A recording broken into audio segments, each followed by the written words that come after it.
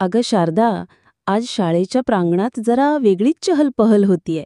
रंगीबेरंगी पताका, ढोल ताशे, फुगे आणि फुलांनी सजलेला प्रवेशद्वार या सर्व मोठ्या उत्साहात सुरू आहे. माझ्या मुलाचं हे पहिलं पाऊल जिल्हा परिषद वाहालीच्या शाळेत. बापरे रमा, खरंच किती छान सजवले शाळेला.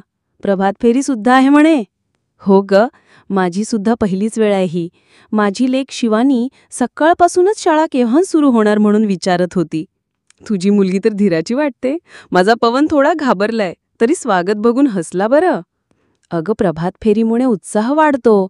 ही शाळा काही केवळ शिक्षणाचे ठिकाण नाही, तर संस्काराचे मंदिर देखील आहे. आपण लहानपणी कधी इतकं स्वागत पाहिलं नव्हतं. शाळेने किती छान उपक्रम घेतलेत. आणि आता आपल्या जिल्हा परिषदेच्या शाळेत देखील CBSE शिक्षण आले आहे. त्यामुळे आपल्याला आता कुठे जाण्याची गरज नाही.